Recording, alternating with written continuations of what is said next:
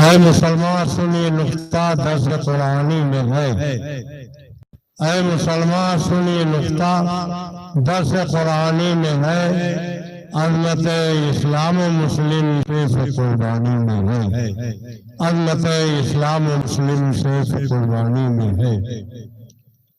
رات یہ ہمارے اسلامی سال کا آخری مہینہ ہے جسے ذی الحجۃ الحرام کہا جاتا ہے۔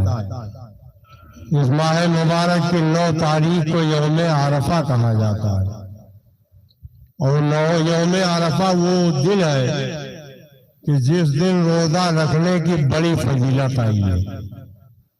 ارشاد فرمایا گیا کہ جو شخص ذی الحجہ کی 9 تاریخ یعنی یوم عرفہ میں روزہ رکھے تو اللہ تبارک تعالیٰ اس کے پچھلے سال بھر کے اور آنے والے سال بھر کے گناہوں کو معاف فرما دیتا ہے۔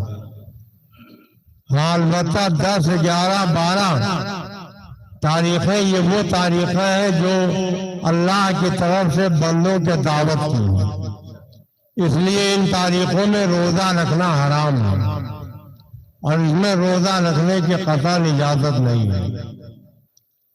ماہ ذی الحجۃ الحرام میں چاہے قربانی ہو چاہے حج ہو، قدم قدم پر اللہ کے پیغمبر جد الانبیاء حضرت سیدنا ابراہیم خلیل اللہ علیہ السلام کی یاد منائی جاتی ہے۔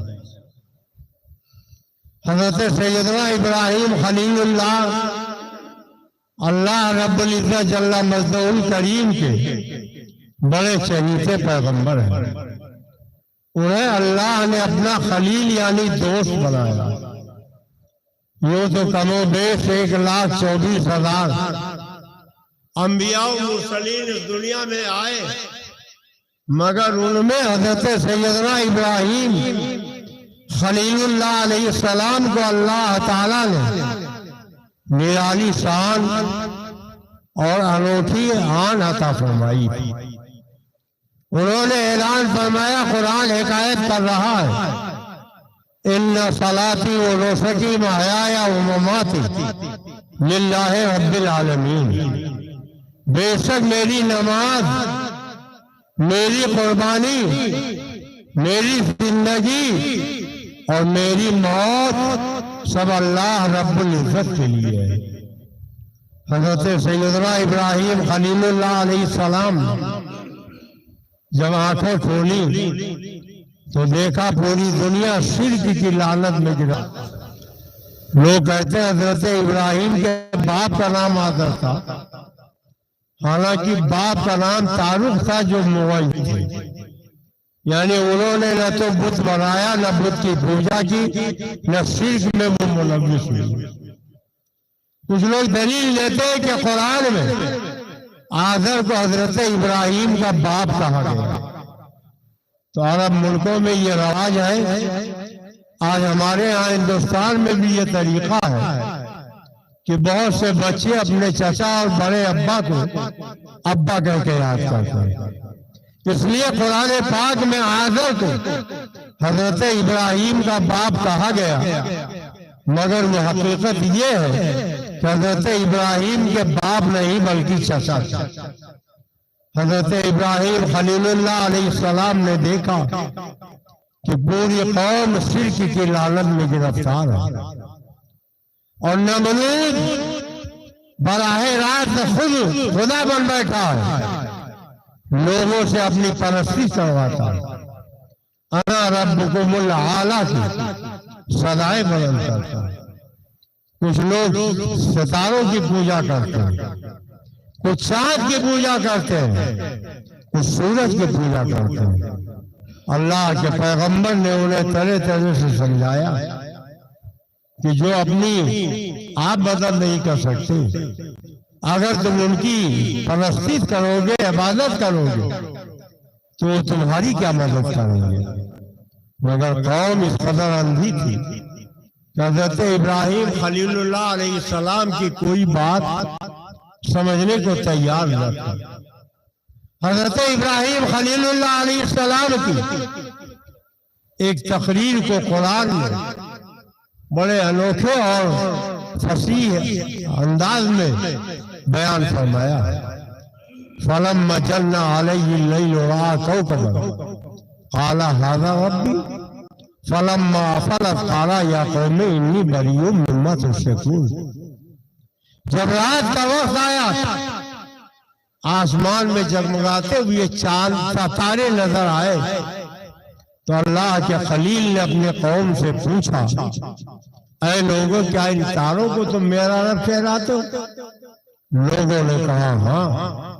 پھر جب وہ تارے ڈوب گئے تو اللہ کے پیغمبر نے فرمایا کہ میں ڈوبنے والوں کو خدا مان کر عبادت کرنے کے لیے تیار نہیں ہوں. کتنی سلجھی ہوئی سنجیدہ اور ذہن میں اترنے والی بات حضرت ابراہیم خلیل اللہ کی تھی، مگر اندھی تقلید کا برا ہوا، لوگ نہیں مانے. پھر آگے قرآن کہتا فلما رأى القمر بازغا قال هذا ربی. پھر چاند کے بعد جب چمکتا ہوا سورج ستاروں کے بعد چمکتا ہوا چاند نمودار ہوا تو اللہ کے پیغمبر حضرت ابراہیم خلیل اللہ نے پوچھا کیا اس چمکنے والے چاند کو تم میرا رب ٹھہراتے ہو؟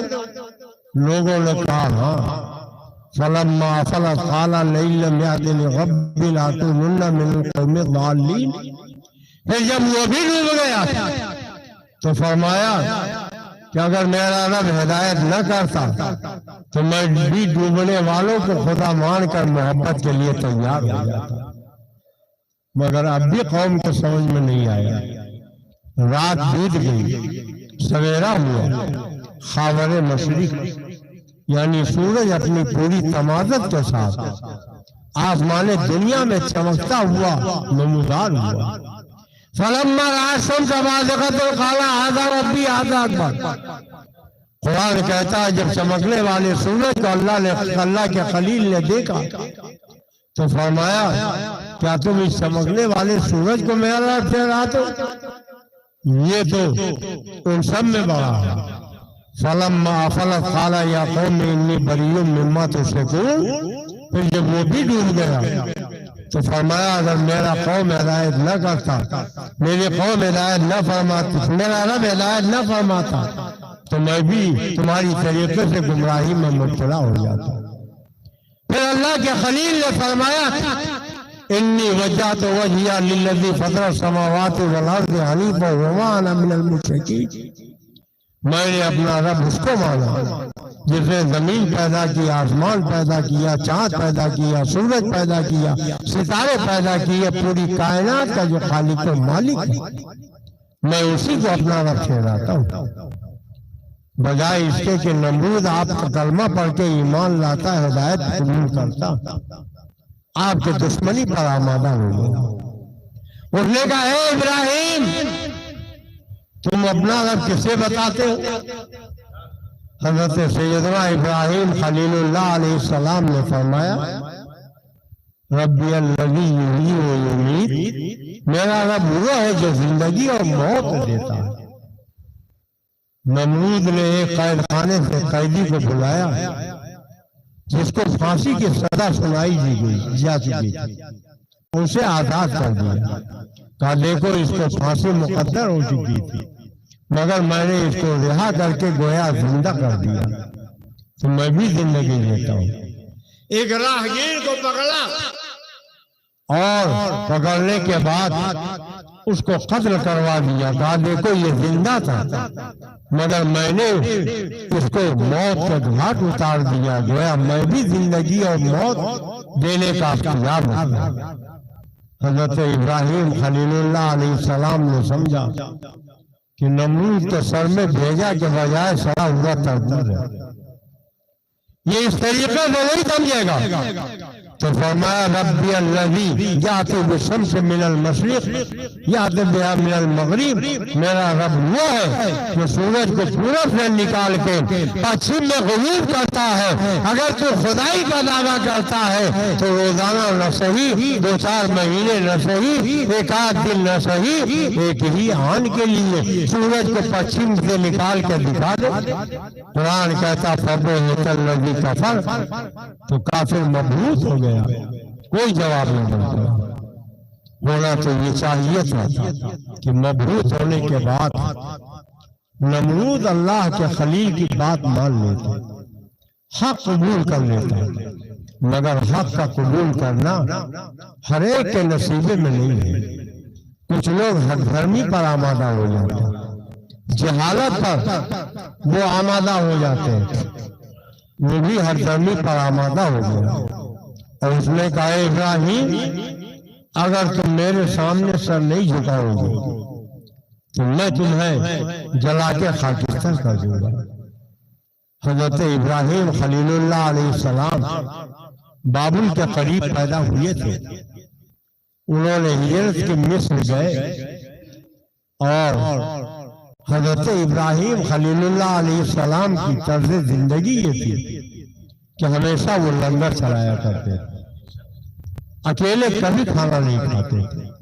آج کا ماحول تو یہ ہے کہ ہم اس انتظار میں رہتے ہیں کہ اگر مہمان آ گیا تو جب گھر سے چلا جائے تب ہم کھانا کھائیں تاکہ مہمان کو کھلانا نہ پڑے۔ اللہ کے خلیل کی عادت کریمہ تھی کہ وہ بغیر مہمان کے کبھی کھانا نہیں کھاتے تھے۔ ایک مرتبہ انہوں نے کھانے کا وقت ہو گیا، تلاش کروایا، ایک آدمی ملا، بلایا، کہا دسترخوان پر بیٹھے میرے ساتھ کھانا کھاؤ۔ بیٹھ گئے۔ اللہ کے خلیل نے فرمایا کہ میرے رب کا نام لو اور کھانا شروع کر دو۔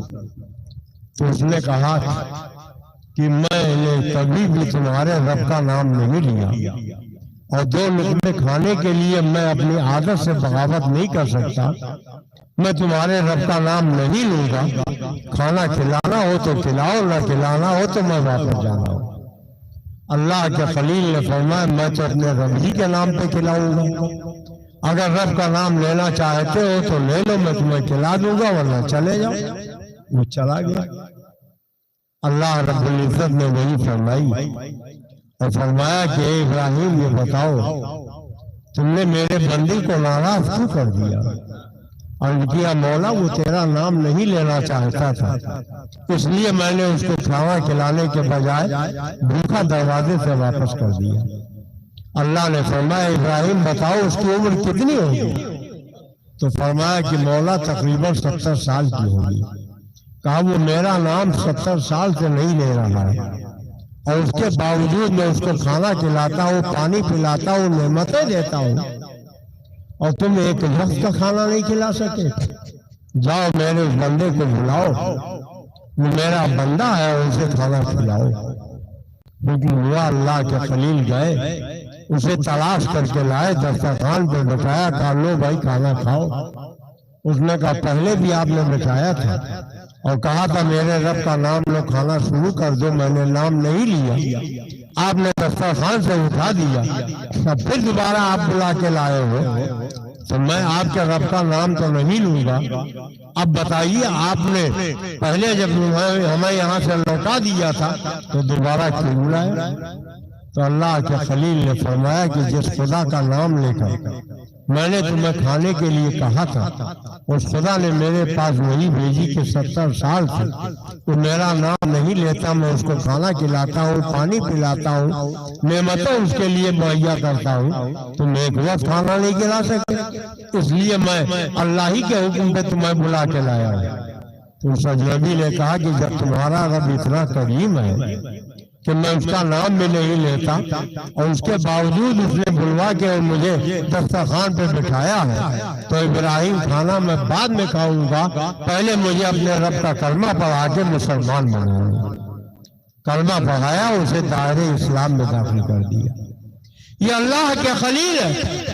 طرح طرح سے انہوں نے لوگوں کو سمجھایا مگر لوگ سرکشی پر آمادہ ہو گئے۔ نمرود نے کہا انہیں آگ سے بڑھتے ہوئے شعلوں میں ڈال دیا جائے۔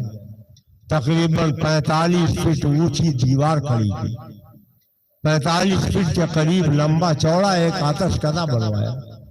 اس کا آتش کدے کے اندر جنگل کی لکڑیاں کاٹ کے ڈال دی گئی اور آگ کے شعلے بھڑکنے لگے۔ اس قدر آگ کے شعلے بھڑکے کہ اگر آسمان کی طرف کوئی چڑیا اس کے مقابلے سے اڑتی ہوئی گزرے تو جھلس کے اسی آتش کدے میں گر جاتی تھی۔ اور جب یہ آتش کدہ تیار ہو رہا تھا تو روایتوں میں آیا ہوا ہے کہ ایک عورت چلی پانی لے کر، اس نے کہا میں بھی، وہ لکڑیاں لے کر اس نے کہا میں بھی جا رہی ہوں ابراہیم کو جلانے کے لیے لکڑیاں دیں۔ عورتیں منت مانتی تھی کہ اگر میرا یہ کام ہو گیا تو میں ابراہیم کو جلانے کے لیے جو لکڑیاں اکٹھا کی گئی ہیں، آتش کدہ جلایا گیا ہے، اس میں لکڑیاں ڈالوں گی۔ وہ جب چلی کسی نے پوچھا کہاں جا رہی ہو؟ اس نے کہا آتش کدے میں لکڑیاں ڈالنے جا رہی ہوں۔ کہا تمہیں ملے گا ہی نہیں۔ وہ راتوں دن ڈھونڈتی رہی مگر اتنا لمبا چوڑا آتش کدہ کہیں اس کو پتہ ہی نہیں چلا، واپس آ گئی۔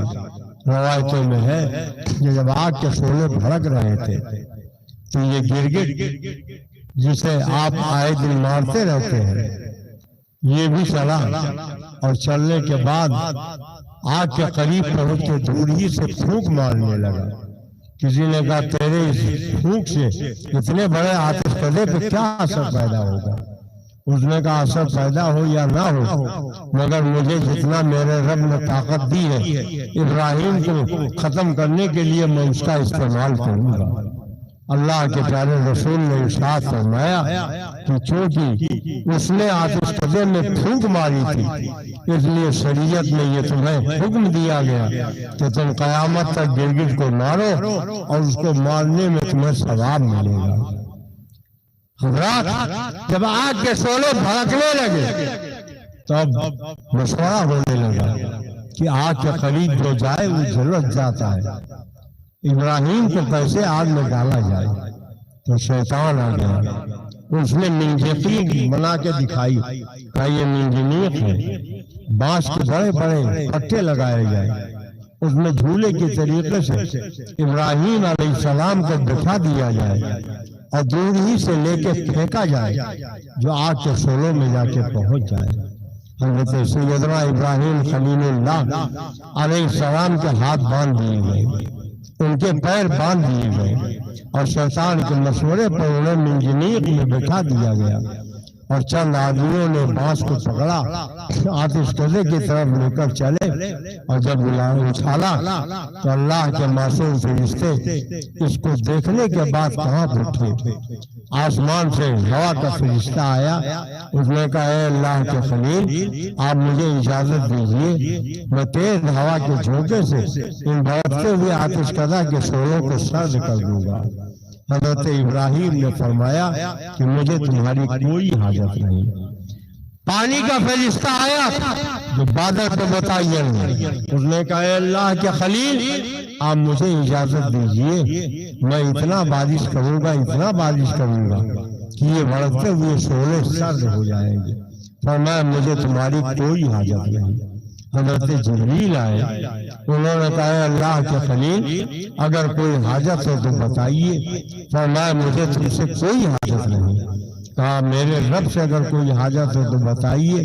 تو اللہ کے خلیل نے فرمایا کہ میرا رب میری حالت کو دیکھ رہا ہے اس لیے اس سے کچھ بتانے کی کوئی ضرورت نہیں۔ حضرت سیدنا ابراہیم خلیل اللہ کو ہاتھ پیر باندھ کے منجنیق میں بٹھایا گیا اور جب انہیں بھڑکتے ہوئے شعلوں میں پھینکا گیا تو اللہ تعالیٰ کے حکم سے حضرت جبریل آ گئے اور نار نمرود کو انہوں نے گلزار بنا دیا۔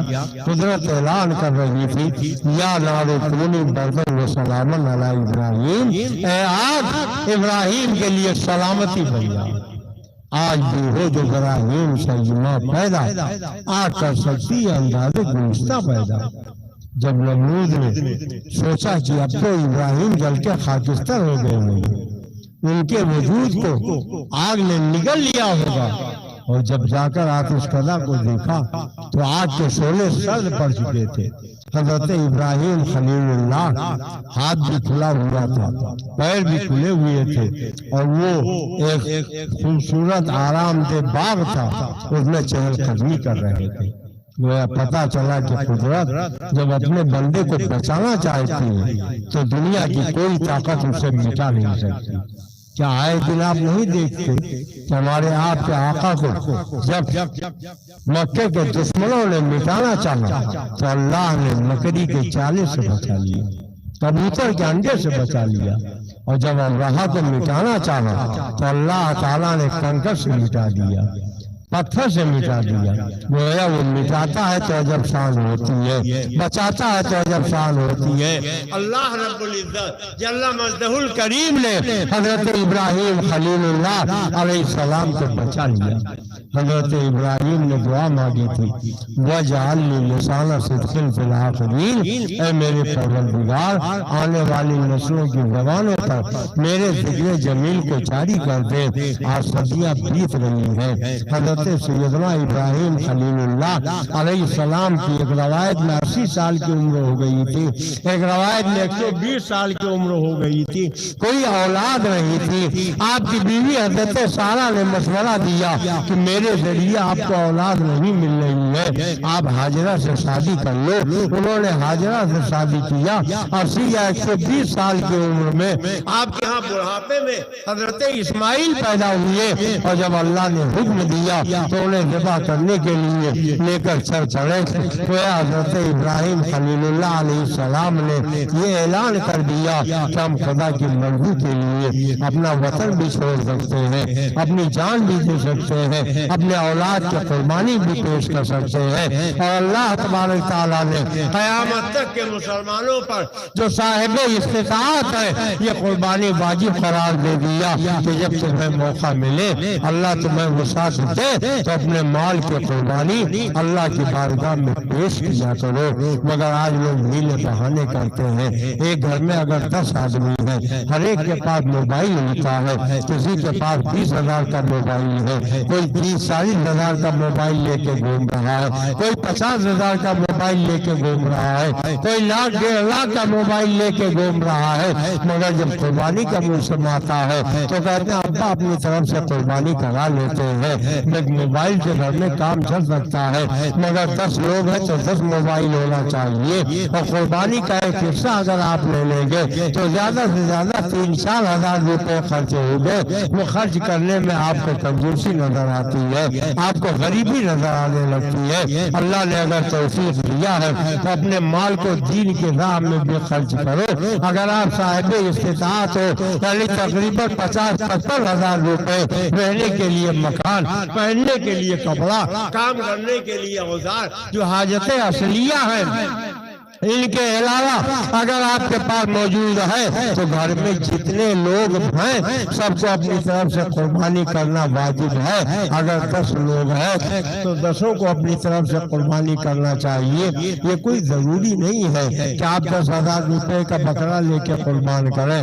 اللہ توفیق دے تو آپ 3-4 ہزار روپے کا ایک حصہ بڑے میں شامل ہو جائیں، مگر بڑے میں جب شامل ہو تو اس کا لحاظ رکھیں کہ 7 آدمی جتنے شامل ہے سب کی نیت قربانی کی ہو۔ جانور بہت فرما ہے، کسی نے سوچا چلو اچھا گوشت کھانے کو مل جائے گا، سال بھر تک نہیں ملتا ہے، ایک حصہ ہم بھی لے لیتے ہیں۔ اب گوشت کھانے کی نیت سے اگر وہ شامل ہو گیا تو سب سے قربانی برباد ہو جائے گی۔ اس لیے جتنے لوگ حصے دار ہو سب کی نیت قربانی کرنے کی ہونا چاہیے۔ اور یہ بھی خیال رکھیے قربانی کے 7 حصوں میں سے کوئی حصہ کسی بدمذہب، بے دین، وہابی، دیوبندی، رافضی، نیچری، چکرالوی، بدمذہب گمراہ کا نہ ہو۔ اگر کوئی بدمذہب بے دین قربانی میں شامل ہو جاتا ہے تو سب سے قربانیاں خراب بیکار ہو جائے گی، رد ہو جائے گی۔ اس لیے جتنے حصے دار ہیں وہ سب اپنا حصہ ایمان والے سنی صحیح العقیدہ مسلمانوں کے ساتھ شامل کریں اور قربانی کے گوشت کو تول کے برابر 7 آدمیوں کو لینا چاہیے۔ کچھ لوگ کہتے ہیں میں نے معاف کر دیا، لے جاؤ۔ معاف آپ اسی کو کر سکتے ہیں جو آپ کا حق ہو، اور یہ قربانی قربانی کا گوشت آپ کا حق نہیں ہے، یہ اللہ کا حق ہے، اور اس کو آپ معاف نہیں کر سکتے ہیں۔ ہاں اگر تول کے نہیں لے سکتے تو اس کی ایک صورت یہ ہے کہ ساتوں آدمی اپنے پورے گوشت کا کسی مسلمان کو مالک بنا دے، اور وہ مالک بننے کے بعد اب جس کو جتنا چاہے اتنا دے دے، وہ لے لے تو وہ جائز ہو جائے گا، بغیر تولے بھی جائز ہو جائے گا۔ کچھ لوگ مسئلہ پوچھتے ہیں کہ مولانا صاحب بکرا بڑا تندرست ہے اور بجلی برابر رہ رہی ہے، اگر بکرے کا گوشت فریج میں رکھ لے تو کیا قربانی کا گوشت محرم تک کھا سکتے ہیں؟ ارے محرم تک نہیں، آپ ربیع الاول تک کھائیے، شریعت نے آپ کو اجازت دی ہے، مگر قربانی عام طور پر وہی لوگ کرتے ہیں جو سال بھر گوشت کھاتے رہتے ہیں۔ آپ اگر بغل میں دیکھیے کچھ ایسے بھی غریب ہوتے ہیں جنہیں گوشت کھانا نصیب نہیں ہوتا ہے، تو 3 حصے اسی لیے شریعت نے متعین کیے ہیں کہ گوشت کے 3 حصے کیے جائے، ایک حصہ غریبوں میں بانٹا جائے، دوسرا رشتہ داروں میں تقسیم کیا جائے، تیسرا خود کھانے کے لیے رکھا جائے۔ آپ خود پورا گوشت رکھنا چاہتے ہیں تو شریعت نے منع نہیں کیا ہے، آپ رکھ سکتے ہیں، بقرعید نہیں ربیع الاول اور 11ویں تک کھائیے، مگر غریبوں کا حق بھی آپ لحاظ رکھیے اور غریبوں کے ہاں بھی دیکھیے اور ان کو بھی عزت اور احترام کے ساتھ ان کے گھر بھی آپ گوشت پہنچائیے۔ یہ 3 دن ایسے ہیں، اللہ کے رسول فرماتے ہیں ابن آدم کا کوئی عمل ان 3 دنوں میں قربانی سے زیادہ ثواب کا کام نہیں رکھتا ہے۔ آپ پہاڑ کے برابر سونا خیرات کر دیں تو آپ کو اتنا ثواب نہیں ملے گا جتنا یہ 3-4 ہزار روپے خرچ کرنے کے بعد قربانی میں آپ کو ثواب مل جاتا ہے۔ صحابہ نے پوچھا یا رسول اللہ یہ قربانیاں کیا ہیں؟ فرمایا سنت ابیکم ابراہیم خلیل اللہ، یہ تمہارے باپ حضرت ابراہیم خلیل اللہ علیہ السلام کی سنت ہے۔ قالوا فما لنا فیہا یا رسول اللہ، صحابہ نے کہا یا رسول اللہ اس سنت ابراہیمی کی پیروی میں ہم کو کیا اجر و ثواب ملے گا؟ تو فرمایا ہر بال کے بدلے میں، یعنی چھوٹے سے چھوٹا جو بال ہوگا قربانی کے جانور کا، اللہ تعالیٰ اس کے بدلے میں بڑی سے بڑی تمہیں نیکیاں عطا فرمائے گا۔ اس لیے قربانی خوش دلی سے کرو۔ مولا کائنات حیدر کرار علی مرتضیٰ کرم اللہ تعالیٰ وجہ کریم کو کسی نے دیکھا کہ جو جانور ذبح کر رہے ہیں، پوچھا علی ایک جانور میں قربانی ہو جاتی، یہ 2 جانور کیوں ذبح کر رہے ہیں؟ تو فرمایا کہ اللہ کے رسول بھی 2 جانور ذبح فرماتے، ایک اپنی طرف سے ایک اپنے کل امت کی طرف سے ذبح فرماتے تھے، اور مجھ سے فرمایا تھا علی جب تم اپنی طرف سے قربانی کیا کرو تو میرے نام سے بھی قربانی کر دیا کرو۔